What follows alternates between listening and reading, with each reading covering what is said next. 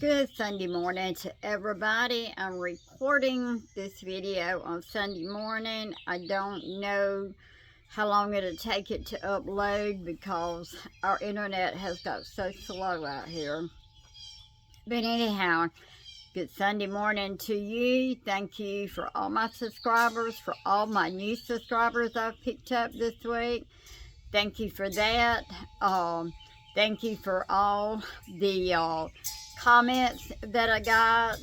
I've got a lot of good comments, but you always have those few that's gonna criticize you. But to you, I'm sorry that your life is like that anyhow. But anyhow, I got so many good comments.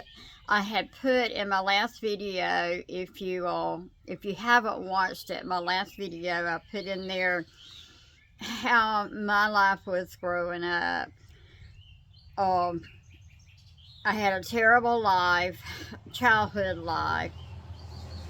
But anyhow, I'm going to go ahead and talk to you just a little bit about something else. And then I had a couple of people to tell me that they enjoyed what I said, and would I keep on telling the story, or something about my childhood. So for the next few videos, whatever I talk about at the end, I will give some updates or let you know how some of the stories about my childhood.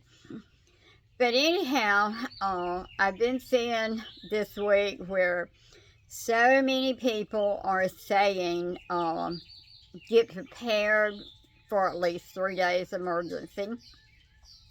Some are saying get prepared for 2 weeks in emergency. And then some are saying get prepared for 6 months of emergency. So which one do we believe? Well, I am prepared for a lot more than 3 weeks or 2 weeks. I would be closer to the 6 month. All of these ports, the bridges are being tore up, the barges are not getting to go in. I believe before long we will start having shortages on things, just like we did back when COVID came through, where you couldn't buy certain items. So I myself am trying to get prepared for the 6 months. I don't, I can't say there may be an emergency. I certainly believe by the end of the year, by fall, we're going to see a tremendous change in something. I'm not sure what it's going to be yet. I know I can't call any names, and I won't, but you know who I'm talking about. But anyhow, you know who I'm talking about. It's the ones that sent all these college kids that don't even go to this college in to cause so much turmoil with this college that was graduating. And most of these kids didn't even go to college there. But it was allowed, which was, but they were paid by certain people to come do that, to cause chaos in our country. I seen last night where President Trump gave a speech, and there were so many people there booing him that he couldn't even hardly give his speech. And it was just that these people had been paid to come there and cause chaos while he was trying to give a speech. So much evil going on in our world till we don't know what's going to happen in the next 3 days, 2 weeks, or 6 months. But I'm going to be prepared, and I'm here to tell you you know, don't think everything is going to be all right, you know, or all this is not going to happen. I'm not going to prepare. If you don't prepare,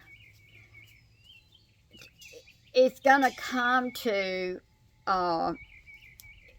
if we get in a bind, we're going to come to a point where our stores are going to be broken into. People are going to go in and get whatever they want.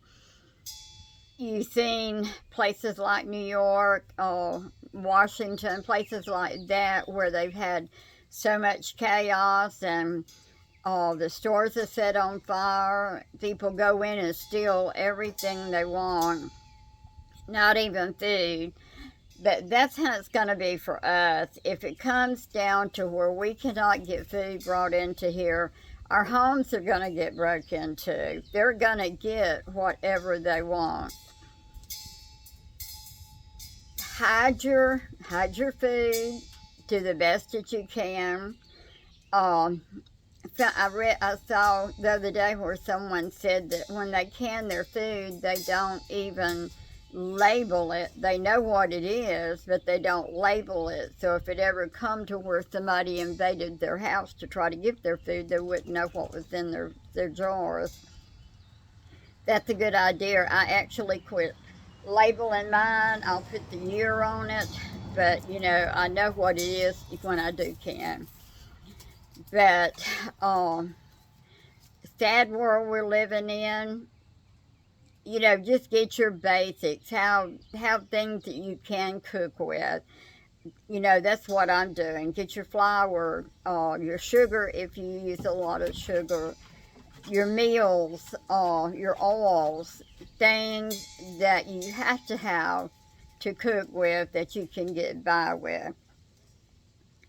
So that would be my thought to tell you today on what you would be prepared for. Would you be prepared for the 3-day or the 2-week or the 6 months? But I would tell you a little bit more about my childhood. I had a terrible childhood. Even though my daddy was a severe alcoholic. I mean, severe alcoholic. He served in World War II. And, you know, and that may have been part of his being an alcoholic. I'm not sure. But there were 6 of us kids. I had 2 brothers ahead of me and 2 brothers. I had 2 brothers and then me and my sister and then 2 more brothers. And when I can really start remembering my childhood, that much about it, and started realizing there was really something wrong with my family or my childhood, was Daddy.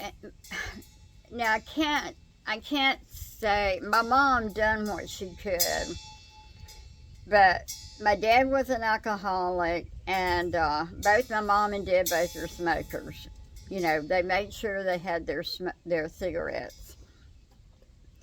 But we lived in the oldest houses that we could get. I remember one house that we lived in that had wood floors, and we got splinters in our feet, huge splinters all the time. Mama was always trying to, you know, get the splinters out of our feet. We moved to the old place, what they call the old place, in a house when I was probably 7 or 8 years old. This house only had three rooms to it. It had a kitchen, it had a large living room, and then it had a small bedroom. At this time, my oldest brother had done left and went to live with the grandparents, and then he went into the Air Force. So that left 5 of us at home. In the living room, me and my sister slept in a bed in the living room. And then the other 3 boys, I guess, and I guess my mom slept in the other room. Daddy, I can't remember where he slept. He wasn't there half the time. But, we did have electricity. We did have running water inside. We did not have a bathroom inside. But we started getting commodities. And if you know what commodities are, you get this great big block of cheese, which are the best cheese you'll ever eat. If you ever got it, it was really good. We got a big block of that. We got all-purpose flour, and I'm not sure if we got any meal. And we may have got lard. I just can't remember that. We got grits. So every night, me and my sister would make up biscuits at night. We had to get on the bus the next morning at 6 o'clock. Mama worked nights. She had got a job at a weaving company, and she went to work at nights.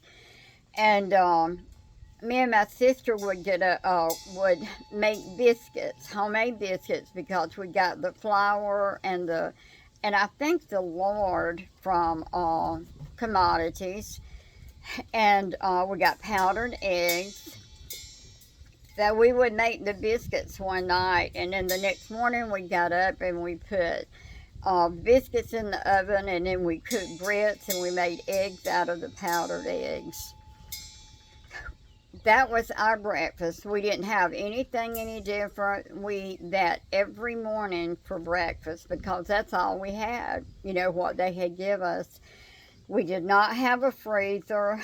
We helped the grandparents during the summer to can and put up. So they would bring, some peas and beans and corn up, for us to have in the freezer in case we wanted to do something different. We were very poor people. We were,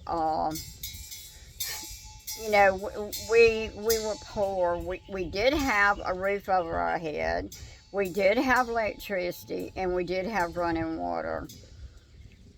And that was it.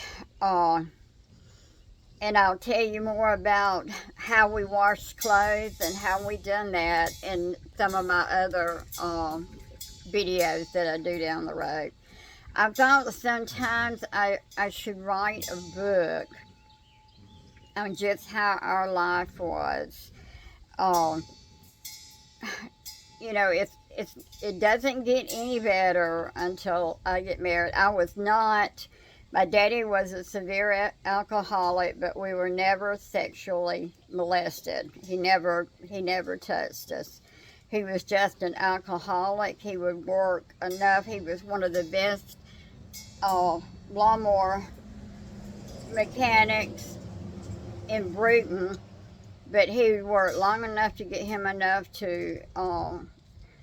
for him to be able to drink for about a week, and then he'd stay on a drunk for about a week. So, a lot of people think they have it hard now, and maybe they do, but we really had it hard. None of us ended up, my oldest brother that went in the Air Force, he went to Vietnam 3 times. He was an alcoholic. After 21 years in service, he came home. And he was an alcoholic, but he came down with that, the cancer they get, Agent Orange or something over there, and he died about 8 years ago. None of us, I can't say that some of the boys don't drink because, they may not be alcoholics, but some of them probably do drink. But even though we were raised in the kind of situation we were in, thank the good Lord, none of us are on drugs. We never turned to drugs. So now, you know, we've all made a good life for ourselves. My mom died about 10 years ago, but still a lot to tell. If you want to hear more uh, about my childhood, if you don't, leave it in the comment. I'll read the comments, and whatever you say, that's what I will do on my videos. But anyhow, thank you so much for watching. I hope you have a good Sunday. I don't know what time this will go out, how long it'll take to load it. But I love each and every one of you and hope you have a blessed Sunday.